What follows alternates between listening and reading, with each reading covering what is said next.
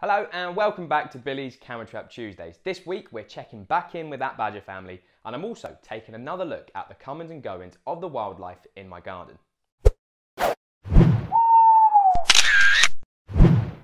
Yes, we have lots of catching up to do with those badgers, and I've been observing some rather fascinating behaviours and lots of scratching and grooming.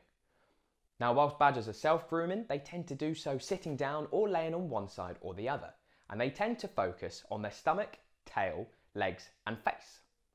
They do attempt to groom parts of their rump, back and shoulders, but they can't always quite reach the spot, and this is where it gets really neat, because as well as grooming themselves, badgers will actually help groom other members of their clan, and this is known as aloe grooming. So what do I mean by aloe grooming? To put it simply, aloe grooming refers to a reciprocal grooming between members of the same species, commonly seen in monkeys for instance. And it helps establish and maintain relationships and hierarchies between the animals. But it also plays an important role in reducing ticks in areas that an animal cannot reach with its own mouth. And when badgers do this, they tend to focus on those areas that by themselves they wouldn't be able to reach. So it quite literally is, I'll scratch your back if you scratch mine. And for this, they use their incisor teeth. Now, back in the first episode of Billy's Camera Trap Tuesdays, I said that your fence lines were a good place to set up a camera to see what your wildlife was getting up to. Well, this week, some of the badgers have started following me home and digging under the fence right by the vegetable patch. And as well as the badgers having a nosy around, the other evening I spotted the vixen walking past the house with one of her cubs, and I just managed to get my phone out in time to record a little video as they walked on by.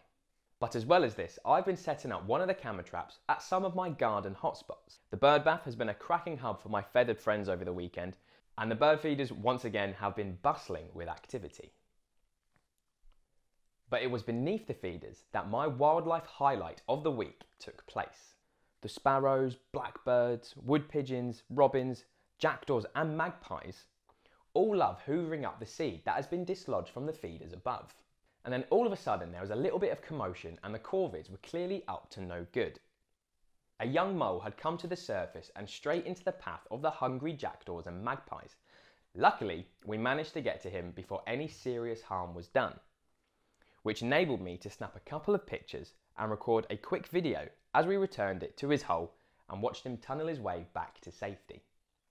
Did you know that a mole can dig up to 20 metres of tunnel in a single day using its spade-like forepaws to effectively breaststroke its way through the soil, and in doing so, they aerate and break up soil, which makes the ground better for plants to grow in, it improves soil health, and it increases plant diversity.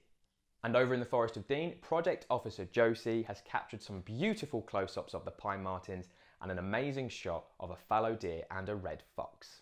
Right, that's all again from me this week, but don't forget that the deadline for the Camera Trap giveaway is Tuesday the 2nd of June, so make sure that you get your submissions into us by the end of this week. Send them in to marketing@gloucestershireWildlifeTrust.co.uk. Keep washing those hands, and I'll see you next week for some more Camera Trap action.